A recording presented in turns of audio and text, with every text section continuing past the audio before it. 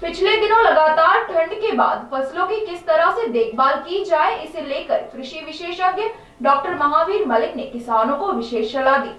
फसलों पर लगातार बादल छाए रहने, बूंदाबांदी होने और धूप ना निकलने का फसलों पर थोड़ा विपरीत प्रभाव भी पड़ता है।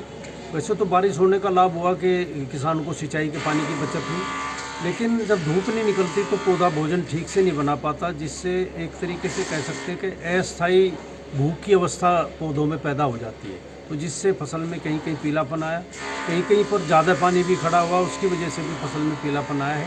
तो किसानों से अनुरोध है कि अब जैसे ही धूप निकलेगी, ये कुछ जगह पर तो स्वतः ही ठीक हो जाएगा, लेकिन जहाँ पर हम खाद उर्वरक ठीक से नहीं डाल पाए थे या पछेती बिजाई की थी, तो उनमें जो यूरिया की बची हुई मात्रा है उसे किसान भाई इस समय खेत में डाल दें। और जहाँ पर थोड़ा पीलापन दिखाई दे रहा है, पानी खड़ा था खेतों में, वहाँ पर भी 20 किलोग्राम यूरिया प्रति एकड़ के हिसाब से डाल दें। और एक हफ्ते बाद 3% यूरिया यानी कि 5-6 किलो यूरिया 200 लीटर पानी मिलाकर उसका छिड़काव कर देंगे तो ये समस्या दूर हो जाएगी। कहीं कहीं पर जिंक की कमी भी गेहूँ फसल में दिखाई दे रही है। उसके लिए किसान भाई 1 kilogram zinc sulphate 21%, 5 kilogram urea 200 litre पानी मिलाकर उसका छिड़काव कर देंगे तो जिंक की कमी दूर हो जाएगी और फसल लहला उठेगी।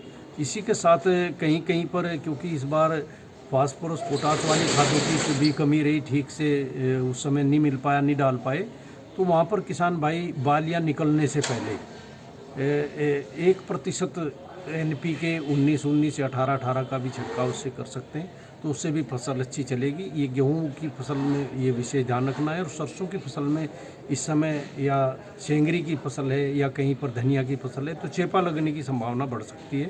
तो किसान भाई ध्यान रखें, यदि चेपा की समस्या आती है तो 300 से 400 मीटर मेलाथीन दवाई 50 सीसी 300 से 400 लीटर पानी में मिलाकर एक एकड़ के हिसाब से छिड़काव कर देंगे तो इससे भी बचाव हो जाए।